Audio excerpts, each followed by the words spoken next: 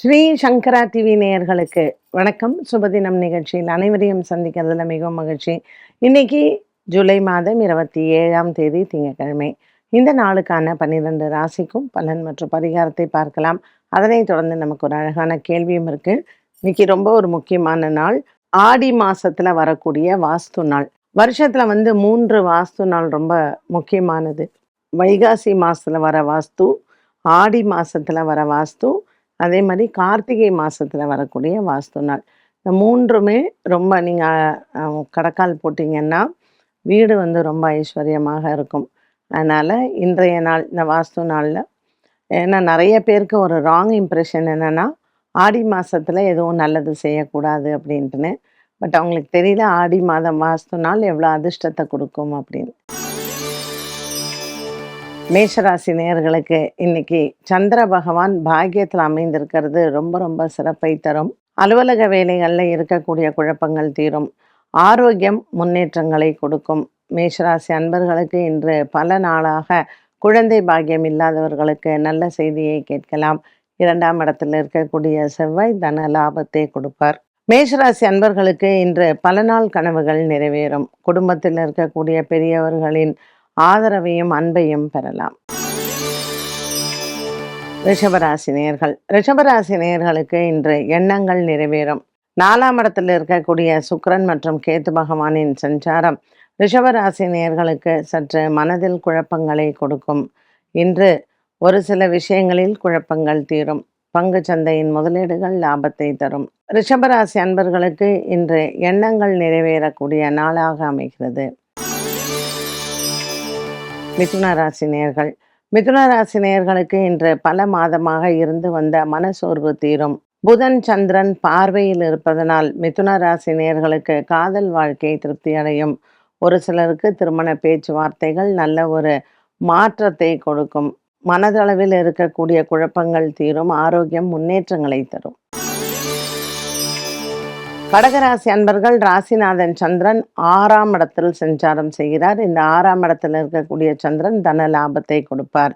குருவும் சந்திரனும் பரிவர்த்தனை யோகமாக அமர்ந்திருக்கிறார்கள். இந்த பரிவர்த்தனை யோகத்தில் இந்த வாஸ்து நாளில் கடகராசி அன்பர்கள் வராகர் சுவாமியை வணங்கினால் அவர்களுக்கு வீடு பிரச்சனைகள் தீரும்.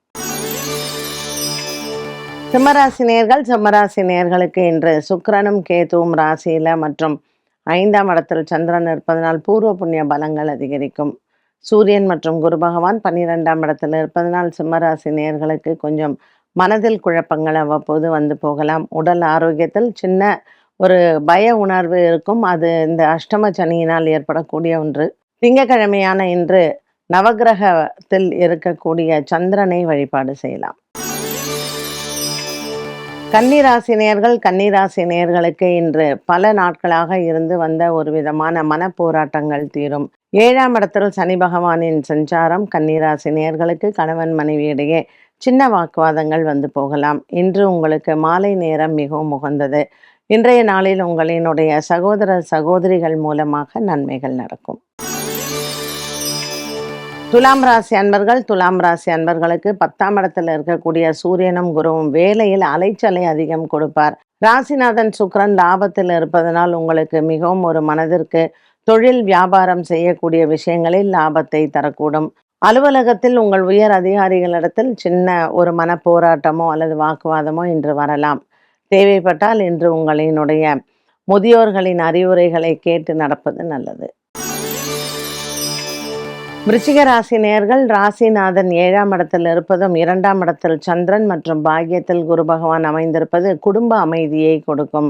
பல நாட்களாக பிரிந்திருந்தவர்கள் ஒன்று கூடுவது மனதிற்கு அமைதியை தரக்கூடும்.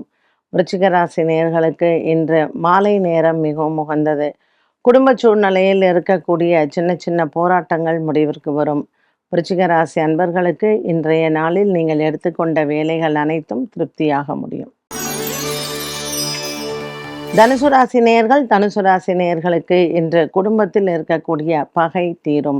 பரிவர்த்தனை யோகத்தில் இருக்கக்கூடிய தனுசு ராசி அன்பர்களுக்கு இன்று சந்திரன் மற்றும் குரு பகவானின் சஞ்சாரம் குடும்ப ஒற்றுமை ஓங்கும். பெரியவர்களின் ஆரோக்கியத்தில் முன்னேற்றங்கள் உண்டு. இன்று பல நாட்களாக இருந்து வந்த ஒரு விதமான மன சோர்வு தீரும். தனுசு ராசி அன்பர்களுக்கு இன்று தன லாபங்கள் உண்டு. பங்குச் சந்தையின் முதலீடுகள் லாபத்தை தரும். மகர ராசி அன்பர்களுக்கு இன்று மனக்குறைகள் இல்லை. கொடுக்கல் வாங்கலில் இருந்து வந்த பிரச்சனைகளுக்கு நல்ல ஒரு மாற்றம் உண்டு. 7ஆம் இடத்தில் இருக்கக்கூடிய சூரியன் மற்றும் குரு பகவானால் மகர ராசி அன்பர்களுக்கு ஒரு விதமான மனசோர்வு தீரும். குடும்ப ஒற்றுமை ஓங்கக்கூடிய நாளான இன்று மனதில் திருப்தியும் தெய்வ அனுகூலமும் நிறைந்த நாள். கும்பராசி அன்பர்களுக்கு குடும்ப சுமை குறையும். ராசியில் ராகு மற்றும் 7ஆம் இடத்தில் சுக்கிரன் கேதுவுடன் இருப்பதனால் கும்பராசி அன்பர்களுக்கு காதல் வாழ்க்கையில் நல்ல ஒரு சந்தோஷமும், ஒரு சிலருக்கு திருமண யோகங்கள் கைகூடும். மீனராசி நேயர்களுக்கு மனதிற்கு திருப்தியான நாளாகவே அமைகிறது. பல நாட்களாக இருந்து வந்த மனசோர்வு தீரும். மீனராசி அன்பர்களுக்கு 6ஆம் இடத்தில் இருக்கக்கூடிய சுக்கிரன் கேது தன லாபத்தை கொடுப்பார். ஒரு சிலருக்கு தோல் சம்பந்தப்பட்ட பிரச்சனைகள் அவ்வப்போது பிரச்சனைகளை கொடுக்கும். இன்று திங்கட்கிழமை சந்திரனுக்கு உகந்த நாள். பச்சரிசி மற்றும் பாசி பயிறு தானம் கொடுப்பது சிவன் ஆலயத்தில் நல்லது. 12 ராசிக்கும் உண்டான பலன் மற்றும் பரிகாரத்தை பார்த்தோம். இந்த நாளுக்கான கேள்வியை பார்க்கலாம். ஜாதகத்தை பார்த்து குழந்தைகளுக்கு இந்த படிப்பு வரும் வராது என்ற முடிவை பெற்றோர்கள் எடுக்க முடியுமா? அதாவது இன்னைக்கு கேள்வி நிறைய பேரண்ட்ஸ்க்கு ரொம்ப முக்கியமான ஒன்றுன்னு நான் நினைக்கிறேன். ஏன்னா அதாவது அப்பா டாக்டராக இருக்காரு, தாத்தா டாக்டராக இருந்தார், அதனால பையனும் டாக்டருக்கு தான் படிக்கணும்னு சொல்லி வற்புறுத்தி அந்த குழந்தைங்களை கொண்டு போய் விட்டு ஜாதகத்தில் பார்த்தீங்கன்னா அந்த டாக்டருக்கு படிக்கிறதுக்கான அந்த ஒரு இதுவே இருக்காது, அம்சமே இருக்காது. குழந்தைங்க கண்டிப்பாக படிக்காது. நான் ப்ராக்டிக்கலாகவே பார்த்துருக்கேன். அதுக்கப்புறம் 12th ஸ்டாண்டர்டோடு நின்று அந்த டாக்டருக்கு படிக்காமல் அவங்க லைஃபே ஒரு பெரிய கேள்விக்குறியாக இருக்கக்கூடியவர்களை நான் பார்த்தது உண்டு. அதனால் எப்போவுமே என்னென்னா படிப்புக்கான கிரகம் என்ன இருக்குது, அதே மாதிரி அந்த தொழிலுக்கான கிரகம் என்ன இருக்குது அப்படிங்கிறத ஒரு ஜோதிடர் பார்த்து அவங்க பசங்களுக்கு கைட் பண்ணாங்கன்னா உண்மையிலேயே அந்த குழந்தைங்களுக்கு நிறைய கன்ஃபியூஷன் இருக்காது. நான் இப்போவும் என்னோடய ஆஃபீஸில் நான் பார்க்குறது உண்டு. மேடம் நீங்கள் சொன்னீங்க என் பொண்ணு டாக்டருக்கு படிப்பான்னு, எங்களுக்கெல்லாம் நம்பிக்கையே இல்லை. பட் பார்த்தீங்கன்னா இப்போ அவங்க பெரிய சர்ஜனாக இருக்காங்கன்னு. இப்போ நம்ம 10-12 வருஷம் முன்னாடி சொன்ன விஷயங்கள்லாம் இன்றைக்கி சொல்லுவாங்க. Which we are very happy. ஒருத்தவங்களோட லைஃப்க்கு நம்ம எவ்வளோ ஒரு நல்ல கைடன்ஸ் கொடுத்தோம் அப்படிங்கிறத.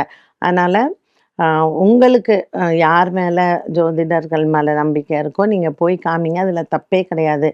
நம்புறது நம்பாதது அப்படிங்கிறது உங்களுடைய சொந்த அபிப்பிராயம். பட் கைடன்ஸ் யாராவது ஒருத்தர் கொடுத்து அதை எடுத்துக்கலாம் இல்லையா, அதில் தப்பே இல்லை. ஏன்னா குழந்தைங்களுக்கு எது வரும் வராது அப்படிங்கிறது கிரகங்கள் பொய்யே சொல்லாது. ஸோ அதை நீங்கள் அதை எடுத்துட்டு பசங்களை அதுக்கு தகுந்த மாதிரி பண்ணி, ஏன்னா இன்றைக்கி இருக்கக்கூடிய ஒரு காம்படிட்டிவ் வேர்ல்டில் படிப்புக்கு எத்தனையோ புதுவிதமான விஷயங்கள் எல்லாம் வருது. So it needn't be medicine எடுத்தால் கண்டிப்பாக ஒரு டாக்டர் தான் ஆகணும் அப்படிங்கிறது இல்லை. மெடிசன்லேயே எவ்வளவோ விஷயங்கள் பசங்க படிக்கலாம், அதில் அவங்க சம்பாதிக்கலாம், வாழ்க்கையில் எவ்வளவோ அவங்க கெரியரில் முன்னுக்கு வரலாம். ஸோ கரெக்டான ஒரு பர்சன்ட்ட போய் கரெக்டான கைடன்ஸ் நீங்கள் கேட்டுருந்தீங்கன்னா குழந்தைங்களுடைய லைஃப்க்கு ஒரு குழப்பம் இல்லாமல் அவங்களுக்கும் ஒரு தெளிவான வாழ்க்கையை நாம் கொடுக்கலாம். என்ன நேயர்களே, இன்றைய சுபதினம் நிகழ்ச்சி அனைவருக்குமே ரொம்ப பயனுள்ளதாக அமைந்திருக்கும். மீண்டும் சந்திக்கும் வரை நன்றி, வணக்கம்.